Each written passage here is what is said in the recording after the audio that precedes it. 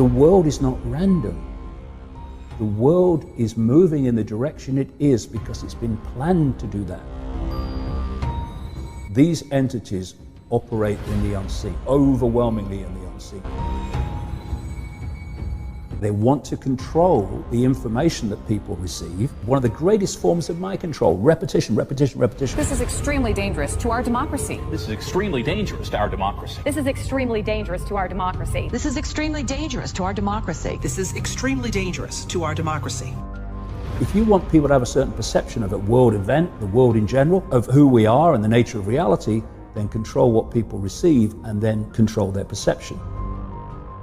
Once they've got your perceptions, they've got you. Trump is the equivalent of a Hollywood actor on the movie screen.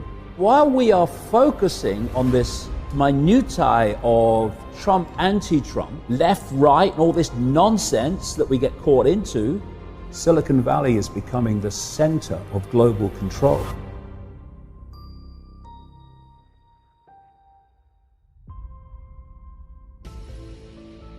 This global conspiracy that I've been exposing for 3 decades is basically the hijacking of human perception. Because if there's a few of you, and compared with the target population of 7.5 billion, something like that now, the number of people in full knowledge of what they're doing is tiny. Hundreds, thousands. Thousands maximum. At the core, hundreds at the core. At the core of the core, even less. And the rest of the structure is fiercely compartmentalized. So people are daily different parts of this global web structure playing a part in pushing the world in the direction I'm talking about, to this centralized world dictatorship, without realizing that's what they're doing. It's a tiny, tiny number. So given the mathematics, you can't physically control your target population. There's not enough of you. Yes, you can do it through people in uniform, which is manipulating the target population to police the target population, but you can't do it en masse. What you need to do is control the perceptions of the population, because perception is everything. Perception dictates what you believe, what you don't believe, what you'll challenge, what you won't challenge, what you'll accept, you won't accept, support, everything. Once they've got your perceptions, they've got you, and they've got your life, and they've got the collective perception, they have humanity. This is why they want to control the information that people receive and to marginalize alternative ways of looking at the world, because where do perceptions come from? They come from information received. It might be a personal experience, information, or it might be the 10 o'clock news.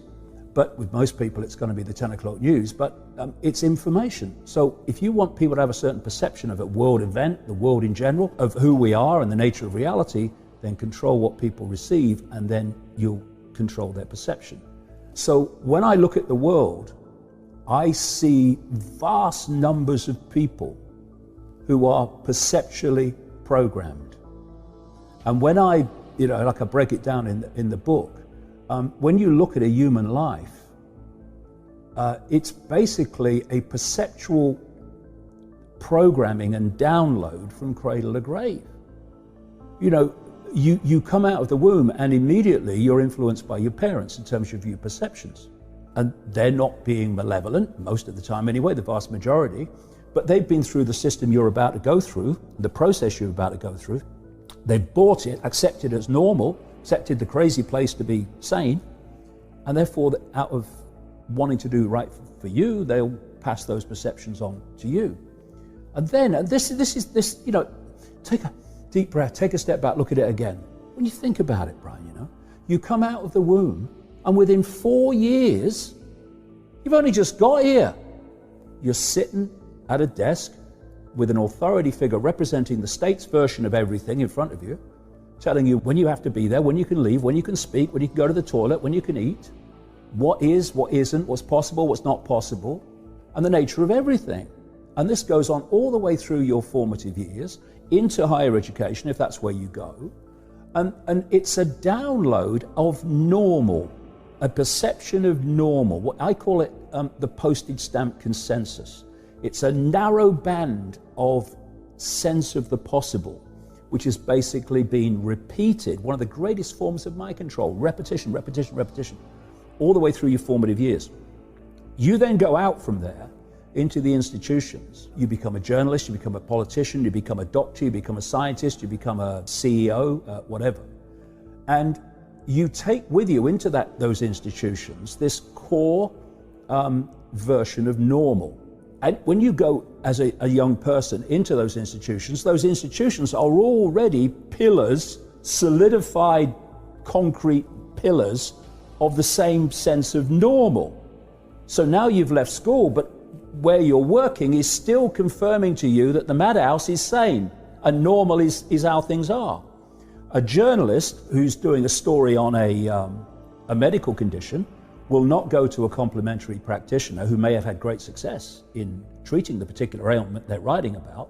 They'll go to a doctor. The doctor will give him the song sheet, postage stamp consensus version of that problem. And so normal are kind of what we believe about medicine, everything. Capitalism, government, all these things are these normals that we've been programmed. Because it's basically, Brian, all people here. I call it the mainstream everything. The mainstream media, mainstream science, mainstream medicine, mainstream journalism, it's all unknowing, most of them, the vast majority, agents of the postage stamp consensus. Then you add the fact that the global media, now 24/7, is reporting world events constantly, in all their multiple different ways, from the same postage stamp normal. So, you know, people like me who left the postage stamp a long time ago and it passed over the horizon a long time ago, we're crazy, not by breaking down what we're saying, but by reflex action, because that's not normal, that's not on the postage stamp. Then you look at politics, and where you've got a choice between left, right, and centre, what's called the political class. That's very, very true, political class, but I would call it something else. It's the postage stamp consensus political class, because the left in politics is on the left of the postage stamp, the centre somewhere in the centre, and the right's on the right of the postage stamp. But they're all on the postage stamp, still coming from this perception of normal that is about, you know, use another analogy, about the size of a pea. It's the illusion of choice. Yeah, exactly. Then you have peer pressure, because all those people who, the vast majority, have accepted this download of normal, you know, like with the blinkers on, I have no problem with that. If you want to give your mind away to someone else's perceptual program, fine. The problem comes when those people think that they can then dictate, ridicule, intimidate those that have a different view. Because that's psychological fascism for me. Up to this point, they have manipulated human perception by manipulating the information people receive. The plan is to go beyond that, where they are the perception. And what I'm talking about, of course, is artificial intelligence, which brings us back to the devil's playground, Silicon Valley. Because that is increasingly the center. In the shadows is where it's coming from. But in terms of the world that you can see, Silicon Valley is becoming the center of global control. Not only is it driving, people will be shocked to see how deep Google, oh, it's just a search engine, and Facebook, oh, it's just a social media platform. To see how deep they are in the transhumanist agenda of connecting the human brain to artificial intelligence so that artificial intelligence becomes the human mind. And that's not me pulling this out of the ether. I'm quoting there a Google executive, Ray Kurzweil, one of the global PR men for Frankenstein. Is he a Google exec? I know he's at Singularity University. He's a Google exec at the Singularity University. Okay. And he has said that by 2030, and that's a date, a year that keeps coming up again and again, 2030, the human brain will be started to be connected to artificial intelligence. And I'm quoting Kurzweil here. And then artificial intelligence will do more and more of human thinking until there is no human thought and artificial intelligence is doing it all. Now, why are they openly saying this now? Because the sales pitch is it will make us superhuman. So isn't that great? Getting the population, especially the young, or will be the adults then, addicted to technology is all about the here, kitty, kitty, kitty, preparing people to accept this. So you've got that agenda at the end of this road of the human mind as we know it being replaced by artificial intelligence. But out of the same, as I was mentioning a few minutes ago, out of the same devil's playground, Silicon Valley, is coming the Google, Facebook, etc., algorithmic censorship more and more of the alternative media using various excuses. Because what they do is this, they'll give you an excuse, oh, we've got to stop jihadis. Okay, right. So, oh yeah, we'll stop jihadis. Okay.